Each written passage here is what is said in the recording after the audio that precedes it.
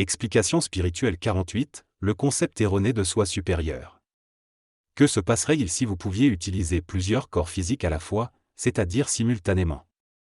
Observez attentivement ce qui se passe quand vous utilisez vos mains. Non seulement vous centralisez les signaux informationnels qui émanent de chacune de vos mains, lorsque vos mains sont en interaction avec quelque objet que ce soit, en étant capable de saisir le fait que ces signaux émanent simultanément de vos deux mains et que c'est vous-même, la centrale de conscience, qui prenez connaissance de ces signaux. Non seulement cela, mais en plus, vous faites l'expérience d'envoyer des signaux d'action à vos deux mains, à chacune de vos mains, soit en simultané, soit en harmonisation entre elles.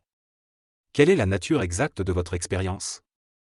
Vous êtes une centrale de conscience, capable d'utiliser deux extensions fonctionnelles, lesquelles extensions sont capables d'envoyer des signaux d'information à la centrale de conscience que vous êtes, et sont capables de recevoir des signaux d'action de la part de la centrale de conscience que vous êtes, et la relation électromagnétique entre vous et ces deux extensions fonctionnelles est si forte et si étroite, que vous faites réellement l'expérience que ces deux extensions vous appartiennent au sens fort, qu'elles sont des prolongements substantiels de votre sensibilité et de votre volonté. Ce sont vos mains, au sens fort et substantiel. Maintenant, posons une autre situation. Il y a 10 petits robots, qui sont, chacun, capables d'une plus grande diversité fonctionnelle que deux mains. On implante une puce dans votre tête, et on connecte cette puce aux 10 petits robots, mais d'une manière spéciale, de manière à ce que vous ayez la même relation de sensibilité et de volonté que celle que vous avez avec vos mains.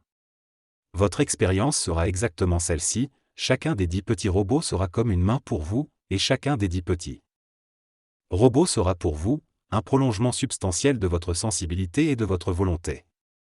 Vous n'avez pas une totale maîtrise de vos mains, et il y a toute une somme de mouvements involontaires que vous constatez dans vos mains et dans vos doigts, de mouvements, de tremblements, de battements, souvent infimes, parfois notables.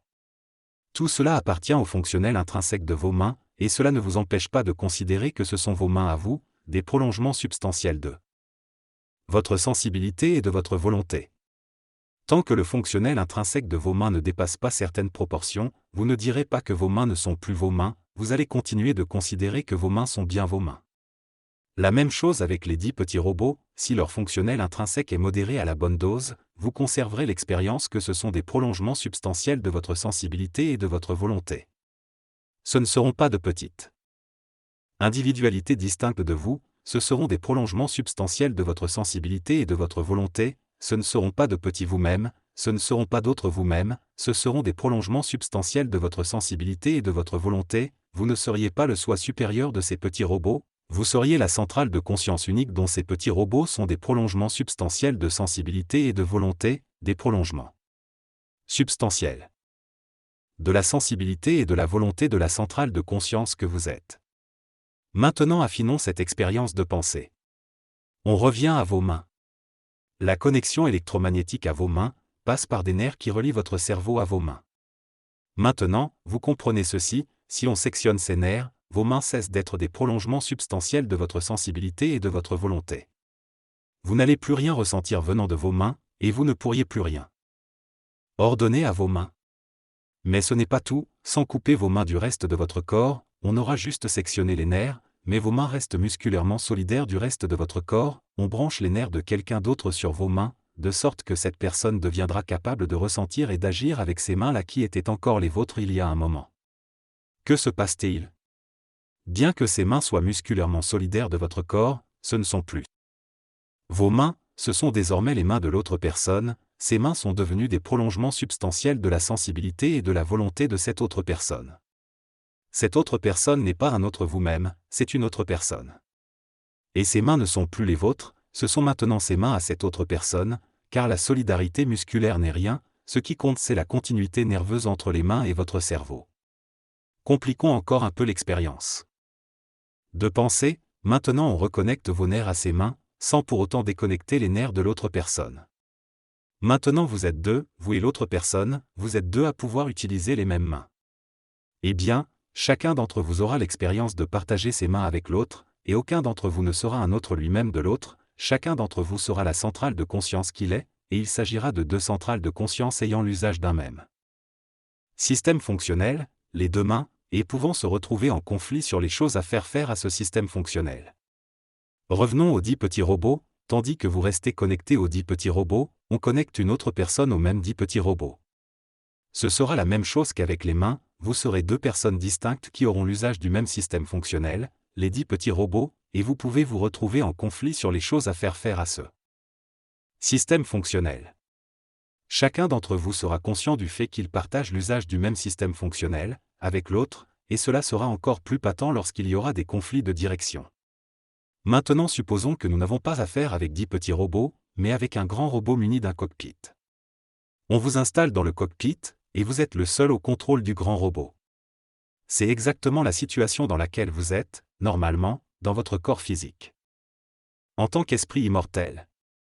La connexion énergétique est si forte et si étroite entre vous, l'esprit immortel, et votre corps physique, que votre expérience est celle d'un corps physique qui est le prolongement substantiel immédiat de votre sensibilité et de votre volonté. Et dans l'idéal, vous êtes le seul au contrôle de votre corps physique et de votre cerveau physique, nonobstant le fonctionnel intrinsèque de votre corps physique et de votre cerveau physique, le subconscient faisant partie de ce fonctionnel intrinsèque. Supposons que l'on mette 10 corps physiques à votre usage, avec une connexion énergétique aussi forte que celle que vous avez avec votre corps physique ordinaire actuel. Tout comme avec les 2 mains et les 10 petits robots, vous aurez l'expérience d'avoir 10 corps physiques, 10 systèmes fonctionnels fonctionnant chacun comme un prolongement substantiel de votre sensibilité et de votre volonté. Vous n'aurez pas l'expérience d'être face à 10 autres. Vous-même, vous aurez l'expérience d'avoir 10 prolongements substantiels de votre sensibilité et de votre volonté, et vous aurez l'expérience de tenir simultanément ces 10 prolongements substantiels. Pensez à vos mains, quand vous vous frottez les mains, c'est vous-même qui frottez vos mains l'une avec l'autre, votre sensibilité et votre volonté ne sont pas stockées dans une seule main, de sorte que vous auriez l'impression d'être dans une seule main et de vous frotter à une main étrangère. Votre sensibilité et votre volonté sont simultanément dans les 2 mains, de sorte que c'est vous qui actionnez simultanément les 2 mains. Si vous aviez 10 corps physiques, vous n'auriez pas l'expérience d'observer 10 vous-même distincts de vous-même, vous aurez l'expérience d'avoir 10 corps physiques, d'avoir 10 prolongements substantiels de votre sensibilité et de votre volonté, 10 prolongements substantiels que vous manierez simultanément, comme vous maniez vos 10 doigts, en étant la centrale de conscience qui possède 10 prolongements substantiels de sensibilité et de volonté. Vous êtes le directeur central de votre corps physique. S'il arrive qu'un être éthérique veuille, par infiltration psychique, utiliser lui aussi votre corps physique, ce ne serait pas un autre vous-même, ce serait une autre centrale de conscience, autre que vous-même, qui essaierait d'utiliser le corps physique dont vous êtes le propriétaire par droit de naissance. Si, par quelque modulation télépathique, cet intrus éthérique vous contacte et vous dit qu'il est votre soi supérieur, il ne ferait cela qu'à une seule fin, vous manipuler afin que vous relâchiez votre contrôle sur le cerveau physique de votre corps physique de naissance, pour lui céder un niveau de contrôle plus important sur ce même cerveau, essentiellement parce qu'il s'intéresse à la possibilité de vivre quelque expérience physique par procuration à travers votre corps physique. Vous êtes un esprit immortel, mais en situation d'incarnation, vous êtes en grande partie comme assoupi, comme endormi, comme groggy, comme engourdi, encastré dans un cerveau physique. Certes, vous n'êtes pas totalement endormi, mais vous êtes suffisamment endormi pour que le petit niveau de rayonnement d'intention et d'intelligence que vous déployez, soit constamment distordu par le fonctionnel intrinsèque du cerveau physique à travers lequel vous essayez d'interagir avec la dimension physique. Vous pouvez le comprendre de la manière suivante, votre propre champ de conscience spirituelle est fortement ankylosé par la densité magnétique de votre cerveau physique, et cet ankylosage induit un gauchissement des dynamiques d'intention et de raisonnement de votre propre champ de conscience spirituelle. C'est ce gauchissement qui fait que, par exemple, vous en venez à avoir peur de ceci ou cela, à vous angoisser par rapport à ceci ou cela, à vous enthousiasmer pour ceci ou cela. C'est ce gauchissement qui vous empêche de conserver efficacement votre sérénité intérieure, de faire usage efficacement de votre raison, et de tenir efficacement vos lignes de volonté intelligentes.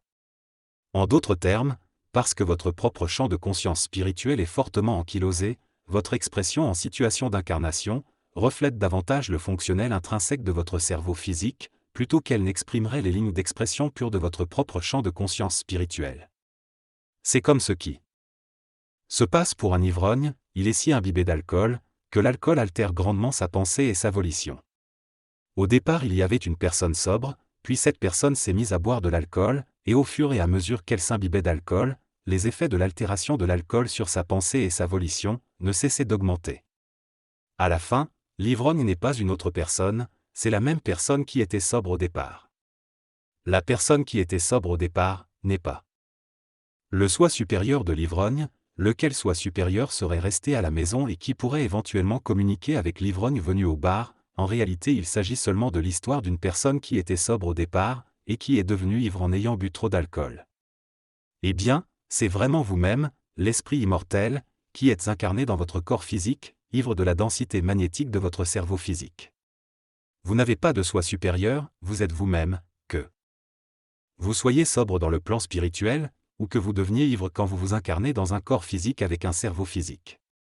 La croyance spiritualiste que vous auriez quelque part dans les dimensions éthériques, astrales ou spirituelles, que vous auriez un soi supérieur, lequel soi supérieur serait plus à même de vous guider, vous qui êtes en incarnation dans une complexion physique, cette croyance est une croyance fausse, elle est même une manipulation des êtres éthériques qui sont intéressés à vivre des expériences physiques par procuration, en infiltrant psychiquement des humains physiques et en essayant de prendre la direction de leurs incarnations physiques.